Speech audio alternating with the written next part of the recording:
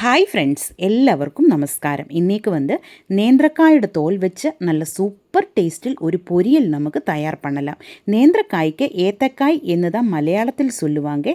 நேந்திரக்காயில் வேஸ்ட்டில் கொட்டுறதுக்கு எதுவும் இல்லை, எல்லாமே சத்து தான். நம்ம எப்போவுமே இதனோட தோல் வேஸ்ட்டில் கொட்டிடும். ஆனால் இந்த தோலில் நிறைய குணங்கள் இருக்குது.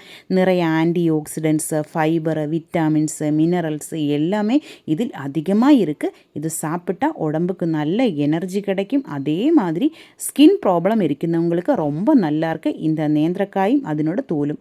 இவ்வளோவும் ஹெல்த்தியான நேந்திரக்காயோட தோல் இனி எதுக்கு நம்ம டஸ்ட்பினில் கொட்டணும்? தேவையே இல்லை. இந்த மாதிரி சூப்பர் டேஸ்டில் ஒரு பொரியல் நமக்கு பண்ணி எடுக்கலாம். எப்படின்னு பார்க்கலாம். அதுக்காக இவ்வளோ நேந்திரக்காயோட தோல் நான் கழுகி க்ளீன் பண்ணி எடுத்துகிட்டு வந்திருக்கு. சிப்ஸுக்காக வாங்கிய நேந்திரக்காயோட தோல் தான் இது. பாருங்கள், இதில் வேஸ்ட்டில் போடுறதுக்கு எதுவும் இல்லை. இப்போ சின்னதாயிட்டு கட் பண்ணி எடுத்துகிட்டு வந்திருக்கு. இந்த மாதிரி கட் பண்ணி எடுத்துக்கோங்க.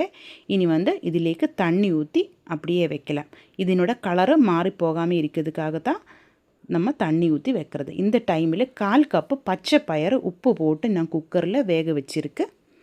இனி பொரியலுக்காக ஒரு தேங்காய் கூட்டு தயார் பண்ண வேண்டியது இருக்குது. அதுக்காக 7 சின்ன வெங்காயம், 2 பச்சை மிளகாய், 1 டீஸ்பூன் சீரகம், 4 பூண்டு, கொஞ்சம் கறிவேப்பிலை, 1/2 டீஸ்பூன் மஞ்சள் தூள், 1 கப்பு தேங்காய், இவ்வளோ எடுத்திருக்கு. பச்சை மிளகாய், வெங்காயம், சீரகம், பூண்டு, கறிவேப்பிலை இவ்வளோ நமக்கு மிக்சியில் லைட்டாக ஒன்று அரைச்செடுக்கலாம். ஒன்று க்ரஷ் பண்ணியால் போதும். அதுக்கப்புறமா மஞ்சள் தூளும் தேங்காயும் போட்டு ஒரே ஒரு ரவுண்டு அரைச்செடுத்தால் போதும். நல்லா அரையக்கூடாது. இந்த மாதிரி தான் இருக்கணும். இனி ஒரு கடாய் அடுப்பில் வச்சு சூடு பண்ணி எண்ணெய் ஊற்றியிருக்கு.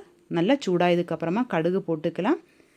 கறிவேப்பிலையும் வரமிளகாயும் போட்டு கடுகு தாளிச்செடுக்கலாம். அதிலேக்கு நம்ம அரைச்சி வச்சுருந்த தேங்காய் கூட்டு சேர்த்தி நல்லா வணக்கலாம். பச்சை மிளகின்ற பச்சை வாசம் எல்லாம் போகிற வரைக்கும் நல்லா வணக்கி எடுக்கலாம். லோ ஃப்ளேமில் வச்சு இந்த மாதிரி நல்லா வணக்கி எடுத்ததுக்கப்புறமா நம்ம கட் பண்ணி தண்ணியில் ஊற வச்சுருந்தா இந்த தோல் அப்படியே எடுத்து அதிலேக்கு போடலாம். தண்ணியிலேருந்து புழிஞ்சு எடுத்து தான் இந்த மாதிரி போடணும். இப்படி லைட்டாக ஒன்று வணக்கி எடுத்துக்கோங்க.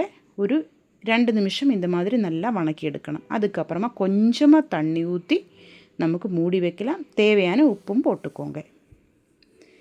இப்படி நல்லா வணக்கியதுக்கப்புறமா கொஞ்சமாக தண்ணி, நிறைய தண்ணி ஊற்ற தேவையில்லை, சீக்கிரம் வரும். ஒரு 2 நிமிஷம் போதும். இடையில நம்ம இந்த மாதிரி மூடி திறந்து ஒன்று கலரி விட்டதுக்கப்புறமா மறுபடியும் 1 நிமிஷம் கூட நமக்கு மூடி வச்சு வேக வைக்கலாம். இப்போ பாருங்கள், நல்லா வெந்து வந்துருச்சு. இந்த டைமில் நம்ம வேக வச்சுருந்த பச்சை பயிறு இதிலேக்கு போடலாம். பச்சை பயிரும் நம்ம உப்பு போட்டு தான் வேக வச்சுருக்கு. பயறு, பருப்பு இதிலெல்லாம் உப்பு போட்டு தான் நம்ம வேக வைக்கணும். அப்போ தான் அதில் உப்பு நல்லா பிடிக்கும். இந்த மாதிரி பயிறு போட்டதுக்கப்புறமா மூடி வச்சு 1 நிமிஷம் கூட நமக்கு வேக வைக்கலாம். இந்த தேங்காய் கூட்டு பயிரில் எல்லாம் நல்லா பிடிக்கணும். அதுக்காக தான் இது இந்த மாதிரி பண்ணுறது. இப்போ இது எல்லாமே நல்லா மிக்ஸ் பண்ணி எடுத்துக்கோங்க. இந்த பொரியலிൻ്റെ டேஸ்ட்டு அருமையாக இருக்கும். நம்ம சாப்பாடுൻ്റെ கூட பிசைஞ்சு சாப்பிட்றதுக்கு சூப்பராக இருக்கும். நீங்கள் ஒரு தடவை இந்த மாதிரி ட்ரை பண்ணி பாருங்கள். நேந்திரக்காயை வாங்கியா நீங்கள் கண்டிப்பாக அது இதனோட தோல் வேஸ்ட்டில் போட தேவையே இல்லை. அதில் வேஸ்ட்டு எதுவுமே இல்லை, எல்லாமே சத்து தான். இந்த மாதிரி ட்ரை பண்ணி பாருங்கள். நம்ம சூப்பர் டேஸ்ட்டில் நேந்திரக்காய் தோல் பொரியல் ரெடி ஆயிருக்கு.